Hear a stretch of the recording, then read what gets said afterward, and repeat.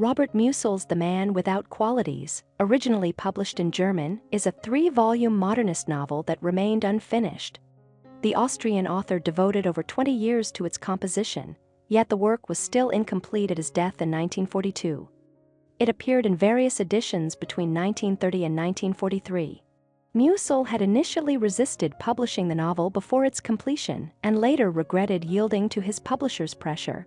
Spanning more than 1,700 pages, the novel portrays Austria in the years immediately preceding World War I. Often described as a novel of ideas, it frequently engages with allegory, existential thought, and questions of truth. The first volume, a sort of introduction, presents the protagonist, Ulrich, a 32-year-old mathematician searching for meaning. His existence feels unmoored. He is aimless, indifferent to morality, and directionless, earning him the designation of the man without qualities. Ulrich does not fully live but rather observes life passively. He lacks a guiding philosophy or ethical code. The narrative also introduces Moosbrugger, a criminal sentenced to death for murdering a prostitute. During his final days, he contemplates the nature of reality. The novel shifts fluidly between characters, depicting a slightly distorted vision of pre-war Austria. Musil names this setting Campania, referring to the dual monarchy from Kaiserlich und Königlich, imperial and royal. His portrait emphasizes the self-destructive tendencies of European society at that time. Plans abound, yet action is scarce. Ulrich embodies these same traits. As his friend Walter notes, he puts tremendous energy into doing the very things he doesn't consider necessary. An observation Ulrich reflects could be applied to all of us today. Ulrich is a figure of dualities. His intelligence is exceptional in the Austrian society Musil depicts, and he scorns the prevalent anti-intellectualism. He criticizes the moral failings he observes and laments the barbarity of modern life. Yet he indulges in the very excesses he condemns. He is promiscuous, maintains a mistress, and is fascinated by both crime and high society. He sees himself as superior, though his behavior betrays hypocrisy. The second volume, Pseudoreality Prevails, explores Campanian society in greater depth. Ulrich joins the Collateral Campaign, or Parallel Campaign, designed to celebrate the 70th anniversary of Emperor Franz Joseph's reign in 1918, coinciding with the 30th anniversary of German Emperor Wilhelm II.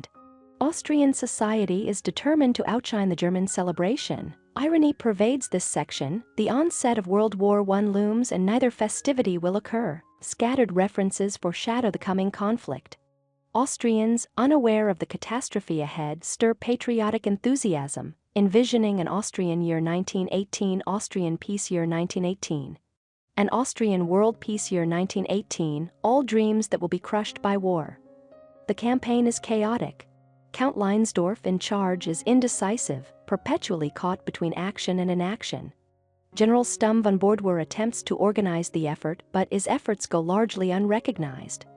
Ulrich's cousin, Ermelinda Tuzzi, or Diotima, plays a central role, aspiring to become Vienna's muse of philosophy.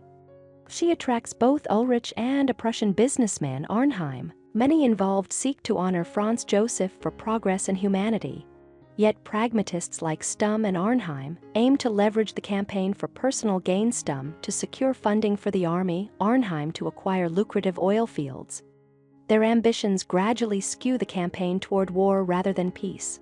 Through satire and irony, Musil traces Austria's inexorable path to the war that would reshape Europe. The third volume, Into the Millennium, focuses on Ulrich's sister, Agathe. They reunite after their father's death and are immediately drawn to one another, seeing themselves as conjoined twins and soulmates. Beyond this point, the novel exists only in unfinished notes, drafts, and digressions, as Musil had not yet determined an ending. Thousands of pages of alternate versions survive. Little overt action occurs in The Man Without Qualities. The text is largely philosophical, an exploration of characters' inner lives and thoughts. Musil aimed, as Ulrich himself sought, to reconcile the scientific and the mystical. Critics have observed that the book was overtaken by history. Musil began writing when memories of World War I were still vivid, attempting to unravel the chaotic factors leading to the unprecedented bloodshed of what was then called the War to End All Wars. Yet the project extended so long that by the time the first sections appeared, the world was already heading toward the Second World War. Even unfinished, The Man Without Qualities earned a formidable reputation, now regarded as one of the 20th century's most important European novels. Thank you for watching. If you enjoy this video, leave a like and subscribe.